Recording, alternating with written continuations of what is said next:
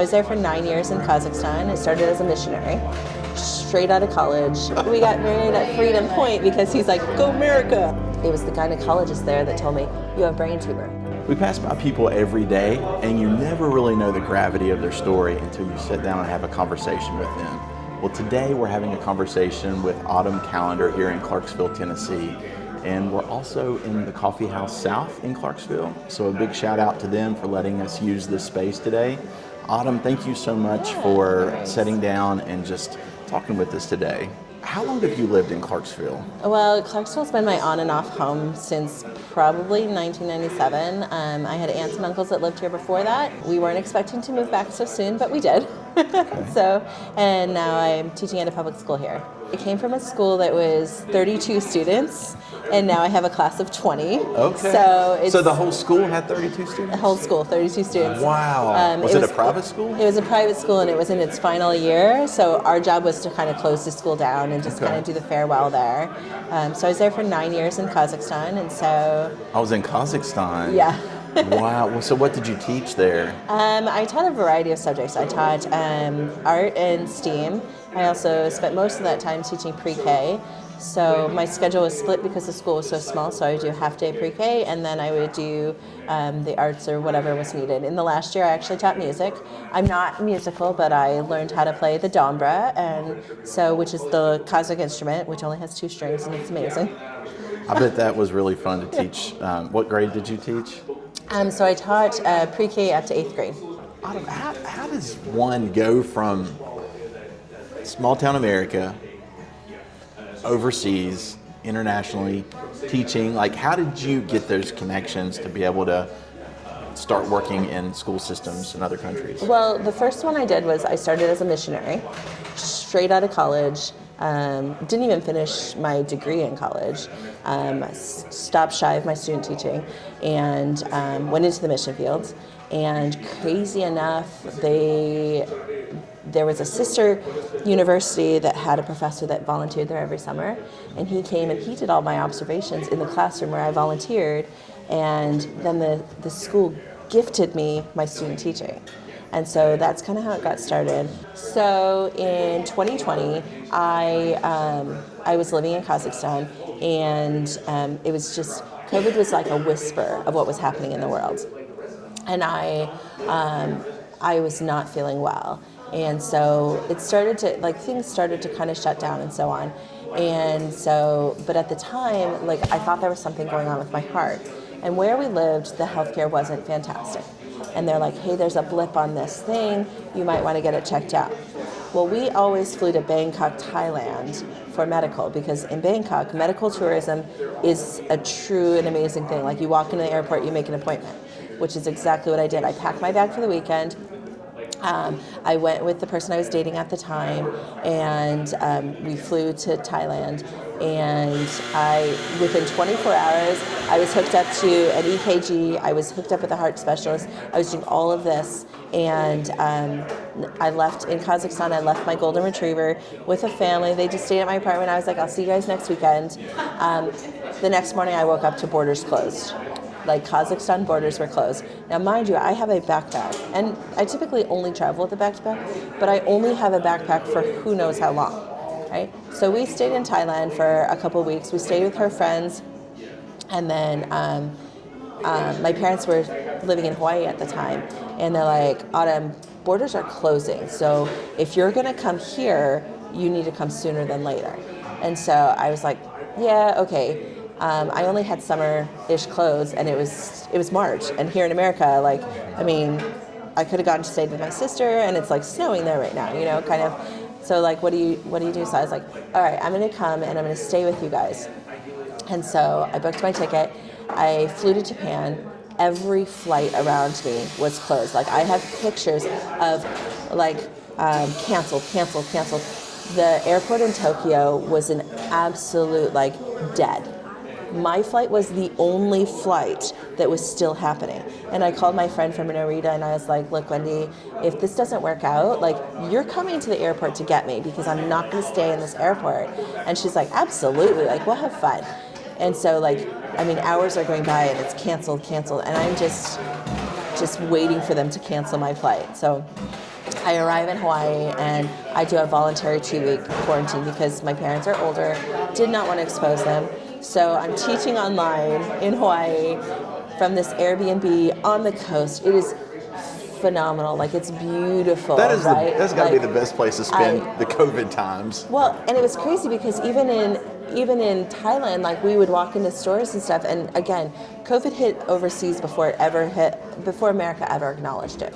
So when I arrived in Hawaii, like, it was a big deal, and I didn't want my parents sick. And I just flown internationally, and my friend was from China, and so she was like, and so I ended up in Hawaii. I did my 2-week quarantine, and then I went and stayed with my parents. Well, the company I was working for, they're just like, all right, we're going to bring you guys back next month. Well, this went on and on and on, and finally I was probably there like a year, and I was like, I have no friends, and I am living in my parents' spare bedroom in this really tiny house, and like, it was nice because I was able to rebuild like an adult relationship with my parents, because my parents are pretty phenomenal, right? Like, they just were like, all right, come on. And so my dad and I started doing these crazy challenges in which by the end of it, we walked the entire island of Oahu on foot, like perimeter to like the entire perimeter, right? Like, that's how insane we were at the time. But then during this time, I met people the only way I knew how. I went on Tinder, and I was like, I just want friends. And like, of course, you say that out loud and nobody believes you. But I went on hiking dates. I went on all these really fun things to do. And then I ended up meeting this guy, and he's just like, yeah. I was like, I'll meet you here. And he's like, oh, it's funny, I know exactly where that is. And I was like, great. So he shows up on his motorcycle, right? And I was supposed to be going in Hawaii, because I was supposed to go on this hiking pizza date thing, and the guy canceled, and we were like texting, and I was like, how about that motorcycle ride? He's like, I'll be there in 40. And I was like, all right, let's do it. So I was like, gave him a place, he met me there, and then I like show up, and he's like talking to this guy, and I was like, oh, so he knows somebody here. Well, so we go out and we like hang out, and it turns out the guy he was talking to is his Hanai brother, and so Hanai just being like not family, but like family. And so he was talking to him. Turns out his dad was the previous manager of the compound my parents lived within, which would be an interesting like coincidence in and of itself, until you find out that when he started hanging out at our house, my dad had this little bar that he built, and it had these handles on the bar that were like seashells and stuff. And he's like, hey, Stan, where'd you get that? And he's like, oh, the previous manager gave it to me. He's like, funny, that's my dad. So then it turns out the dads, like years earlier, had talked about their children and wanted us to like meet, but like we just kept like, life just happened, right? So that's a miracle in itself. So like that was like, that's kind of where it started. So then the entire time we dated, I was like, we're not anything. Like, if you meet someone, like when I flew back and ended up going back to work a year and a half later, I'm like, we're not anything. Like, you're not my boyfriend. You're not anything. Like, there is no titles. And so he's like, that's fine. But we talked every night. Like, I would stay at his house like 3 nights a week. Like, we were very much in a relationship I never wanted to admit, because I didn't want any strings attached. I knew I was going back overseas, and here's this guy who lost his job because of COVID, but he's taking care of his friend, like helping his best friend's wife take care of their kids. So endearing to me. And like, we just hang out. And then he ended up like becoming a mechanic somewhere else. And so, so it's just like the first night I stayed, he's like, here's the keys. Like, don't get freaked out. Just lock the door when you leave. And I was like, I'm not, like, this isn't okay. Like, when do you want me to return it? Like, so that's kind of how and then I moved overseas, and we kept talking. And the company I was working for, they only had 5-year contracts. And because of COVID, they gave us all a 6th year. And then by that point, we're in this, I'm in my 6th year, and they're just like, hey, by the way, we have to, like, we can't keep you. So I'm like looking for a job. He's moving his life back to the mainland, the US. So we like ship his stuff and do all of that. And we're like, we're going to see how this works out when I get back to the States, right? And then they hired for my position twice. And my boss was just basically, and I like went through so many interviews. My boss was like, hey, Autumn, maybe the job that's for you isn't available yet. And I was like, because visas take so long. Finally, my boss at the time, she got permission to keep me for another year. But by this time, it's like April. and those visas take 6 months, right? So by this time it's April, and so they're like, would you consider staying? And I was like, I would, but there's this Kevin factor. And so they're like, we can't help unless you guys are married. So like I wrote to Kevin, I was like, hey, and all I did was send him pictures of like my dream wedding. And I was like, what do you think of this? And he's like, are you serious? I was like, why not? You know? So he's like, yeah. So we got married that summer. So mind you, this is like April. And where did you get married? I feel like Clarksville. In Clarksville. In Clarksville. Okay. We got married at Freedom Point because he's like, go America. Yeah. So like we got married with his motorcycle and an American flag in the background. Like that was a big deal, right? And it was just. And for those of you who may not know what Freedom Point is, it is this beautiful piece of property that's owned by the city at Liberty Park, and it is absolutely beautiful, and the sunsets there are amazing. It's phenomenal. And it's like, for a wedding venue, it was so cheap because we didn't pick a significant date. We picked a date that was available, right? Like that's kind of how it worked out. And we're like, all right, so July we were there. But even getting up to the wedding was chaotic because we went to a wedding in Canada. His first time like traveling internationally, like just was Canada. And I was like, what do you mean you've never been international? Like he only got a passport because of me, right? And so we flew to Canada. We brought COVID back with us, so COVID comes back in, right? So here we are trying to plan our wedding that's like 2 weeks away, and we both have COVID. So here's my mother just doing everything, and I am being the worst non-bridezilla, but bridezilla in the sense of like, I don't care, it's fine, whatever. And my poor mother is just like stressing out, trying to get this all done for us. Day after the wedding, my hands start hurting. I went to the ER here, and they're like, oh, you've pinched a nerve, so we're going to give you hand braces. So here we are traveling through Germany with his entire life in suitcases for the first time. I can't do anything because I have two hands. I booked a hotel in the middle of Frankfurt, not knowing that it's down a cobblestone street with no road access, not knowing that the day we leave there's a marathon, again no road access, so I can't even help with luggage. So we fly to Kazakhstan. My hands are a disaster. We get there, and I was like, this isn't working. So I go and see the local doctor, and he's like, yeah, let's try a neck brace. Maybe that'll help, like, just kind of stabilize it. So we get rid of the hand braces, we go with the neck brace. Not working. My hands are getting worse to the point, like, it got so bad that touching paper felt like fire.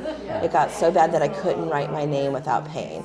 And I looked at my boss, and I was like, Susan, like, something's going on. I got to figure this out. So I went to the doctor, and I got thrown in an MRI machine that's just like, I mean, it's archaic Russian equipment, and it's like shaking the whole time. The little faceplate was like what do you call it, duct tape down, and like, you know, and if you like move slightly, like, you know, the very limited language. So here I am in this machine, no idea. So the results come back, and it's like, hey, can't really see anything, but in the periphery there's this thing. And I was like, I don't know. Again, rose-colored glasses. I was like, it's fine. But then it just kept getting worse. And so I was like, Susan, can I fly to Turkey to like go to Istanbul to get this checked out, get the follow-up MRI, do all of that? And she's like, absolutely. And so I fly to Turkey. They helped me book an appointment at the hospital there. I go to the hospital, and it's there that, had an interpreter with us the entire time. Decided I'd go ahead and do the female checkup because in Kazakhstan, like twice the machine was down when they just had to do just a basic female exam. And so it was there that it was the gynecologist there that told me, you have brain tumor. That's why you can't have kids. Like, that's why you're having all these issues of like, you can't, like your body's not acting normal, is this brain tumor. And I was like, I don't know what you're talking about. And so, because she was the first one to see those results and everything was connected, right? So I had appointments later with the doctors, the neurologist, the neurosurgeon, everything. And so then here I am, and they're like, oh, good news. They call me the day that we're supposed to fly out, and they're like, we have you have a pituitary tumor, and we have a pituitary specialist. He has an appointment for you at 7:30 in the morning. I was like, I'll be there. As long as we leave by 9 a.m., I can make my flight back to Kazakhstan. So again, see these glasses? They're just rosy. I was like, yep, no problem. And so we get there at 7:30, find out he makes all of the patients come at 7:30, so he's never waiting on them. Everyone is waiting on him. So he just goes through, and so we get in there, and the guy is Dr. House. I don't know if you've ever seen that show, but he has no bedside manner. He's just, as a matter of fact. And so finally get in there, and there's like 20 people in this room, because at this point I've seen an endocrinologist, I've seen a neurosurgeon, I've seen a neurologist, I've seen like a hand doctor, I've seen the guy. They're all there in a room probably like the size of this corner, and he's like, so you have a brain tumor. You will go blind or you will die. Do you want me to operate? Okay, sure, when? Now it's Wednesday. And I was like, he's like, Friday. Oh, okay, sure. And so I was like, so we're gonna have brain surgery. And so what was supposed to be a weekend, again, another weekend trip, turned into a month-long trip.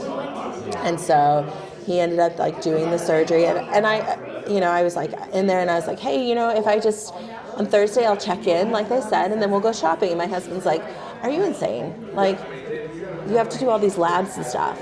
And so they had to bring in an additional surgeon because I have such a narrow passageway. So they had to bring in an ENT to open the spot. Then they had to have the brain surgeon go in, do all the work, and then do all these things. And I was just like, oh my goodness. Well, because of that brain tumor, I wasn't able to, like, my hormones were crazy. My body did not produce the hormones they needed to. And so, and it was only because it was like God was saying, you need a partner. I need to make it impossible for you to do anything, for you to pay attention to your body, and then I'll make it happen. So wedding, day after wedding, my hands go crazy. They go crazy enough I have to go and see a specialist. End up seeing a specialist that's the top of his field and one of the best surgeons in Europe, and he just happened to be at that hospital, had it removed. End of the month, my entire Kazakh teaching team flew to Istanbul for a professional development. So we did our professional development. It was my first time reintegrating to work. Then while I was there, I got checkups, and we ended up seeing a fertility specialist who was just like, okay, it's, if your body works, then we can make this happen. Well, I thought the IVF is a really simple process. I really was just like, oh, okay, we'll just, we'll fly every few weekends. And no, like, I was so disillusioned as to what IVF really was and the long process that it was. And so I talked to one of my teacher friends, Igor, and I was like, Igor, I need you to find me an IVF clinic here in Kazakhstan. And, even though their healthcare is not fantastic where we lived, she's like, I have this place. And I was like, fantastic. So we started doing testing there, and they're like, okay, you have to have your surgeon has to sign off on this.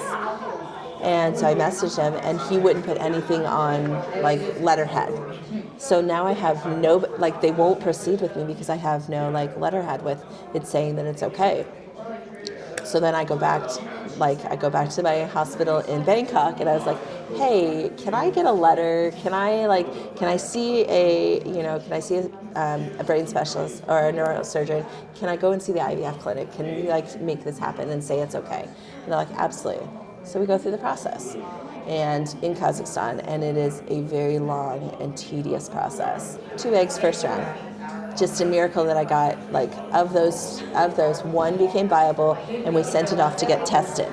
Well, when they tested it, it was not viable for any kind of continued usage. And so in Russian, I get back this letter that says, do not implant. And of course, it's all through Google Translate. So I'm my friend is the one that has to deliver this news to me because they don't speak English. So they send me this paper, and it's the day before we go on vacation, where I thought I'd be celebrating. And I was like, no, okay, I'm done. I can't do this stress. I'm done. And so my period stopped again. So here we are in March. I haven't had a period. My grandmother dies over the summer. And I'm the one that was I went to see her when they moved her into this hospice facility. I'm the last one to hear her say, I love you. I'm the last one to talk to her. And I walk into this, we were at a water park with Kevin's friends here, we went to one in Kentucky. And I was like, I just need to go see her one more time. They had just moved her to this new facility. And I show up, and it's the middle, it's 9 p.m. or something, I don't know. And I, get directions into her room and stuff, and she's laying on the table, this white, her skin is pale and stuff. And I like go over and I kiss her head, and I was just like, oh, you know, just talking to her and stuff. And there's no staff around because it's like late at night, so it's like minimal staff because it's like end of life care, right? And I go out there and she's like, I was like, how do I know if she's still alive?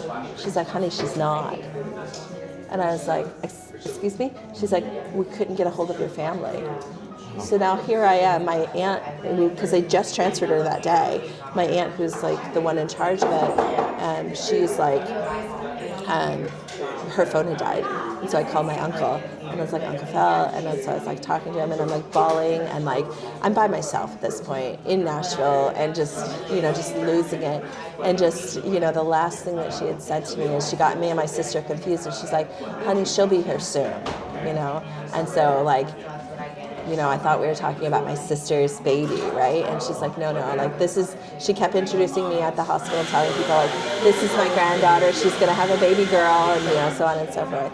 So I was just like just a very emotional summer, you know, and the day that I fly back to Kazakhstan, I fly through Istanbul, we're getting a massage, and I'm in there, and my whole body like explodes, like the grossest thing possible, and it sounds gross, but all right, we're game on.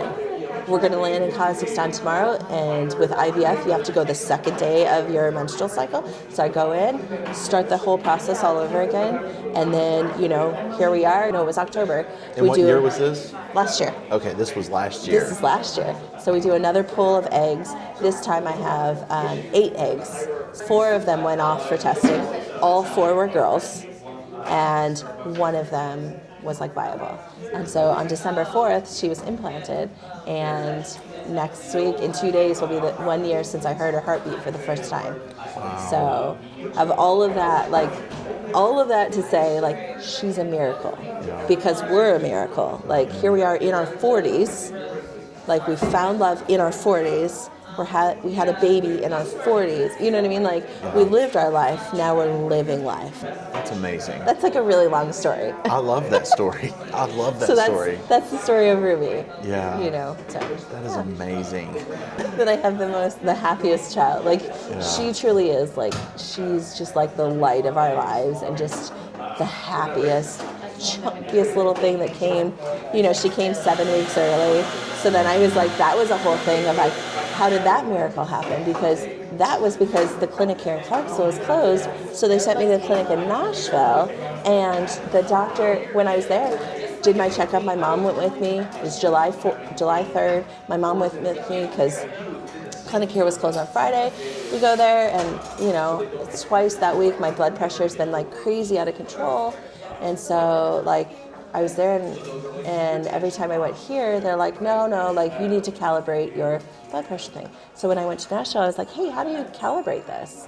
And they're like, oh, so they bring in the head of the clinic, and she is a researcher, and she focuses on preeclampsia in women and does all this international research. And so we're talking about it, and so she's like, she brings everybody in the little office, and we're like monitoring it, and she's like, oh, honey, it's not wrong. I was like, oh, okay, cool. So they send me to the hospital. Right as I thought I was going home, they send me to the hospital, test me for preeclampsia, comes back positive. They want to do a 24-hour test, you know, and it was all because I asked for my blood pressure cuff to be calibrated. She's a researcher in preeclampsia, sent me to a women's hospital where they have a test that she has designed that shows you the difference between hypertension and preeclampsia. And so, you know, and we went from talking about, oh, we're going to keep her in for another week, try and get to that next marker, and, you know, make sure she's okay. And then to, okay, we're going to possibly, like, you know, try and induce labor later this evening, to we're taking her in an hour. And that's 7 weeks before she was due? 7 weeks Wow. before. And so she spent a little time in the NICU, and any NICU mamas know the stress of that, of like, oh my goodness. Like, so, but it was only because, again, right place, right time. And it's, you know, it's all God's timing, right? Like every step of the way, every step of the way, it was just like, okay, here, I'm going to put this person in your pathway. And then even crazier than that, the coolest thing that happened is my really good friend from Kazakhstan, she flew in. She's got Ehlers-Danlos syndrome, and which is a genetic thing, and her daughter's been tested for it, and they're like, no.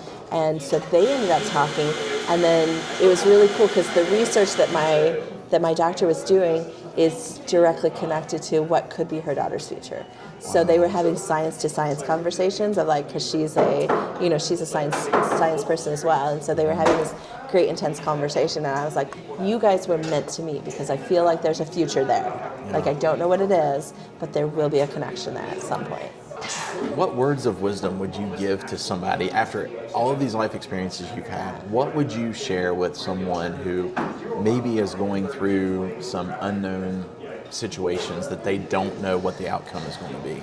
I think the biggest thing is like, live in the moment. Like, if it hurts, let it, like, just be okay with it hurt. Like, be okay with those emotions, and like, if it hurts, let it hurt. It's gonna hurt. There's nothing you're gonna ever do to stop the hurt, but accept that there are going to be challenges along the way, and that not everything is rose-colored like I like to believe. Like, but those challenges could be the reason for something else, right? And while you can't see it in the moment because it's so dark and it's so dreary in that storm, there is a rainbow on the other side of that storm. There is a flower, there's grass, it's just all buried right now. Yeah, so that's beautiful. Yeah. So you're back in Clarksville. And I'm teaching in public school. Knowing that I am where I need to be right now. Now, is it for a season or a lifetime? I don't know. Yeah. My family has bets. What are they betting? How long I'll stay. Yeah. Do you think you'll go back to Kazakhstan? Not to Kazakhstan. The school there has effectively closed down. But who knows? Somewhere else in the world, Yeah. But right now, I'm home. Any parting words you would like to share? I'm trying to think of like parting words. Like, I feel like this is like an important moment. But I think you just need to do what's best for you. And I have a lot of friends that are just waiting until later. Like, but what if later never comes? Yeah. What if later never happens? Why not do it now? Yeah. Why not now? That's good. So. That's good advice. So I guess my advice is, why not now? Yeah. It's been so good to sit down and talk with you and just to learn a little bit more about your story. Thank you. What a story. Amazing story. Oh, thank you. Thank you so much for joining us today. This is Hometown View. I'm Jeff Bennett, and be on the lookout for more local stories like this in the near future. Bye, y'all.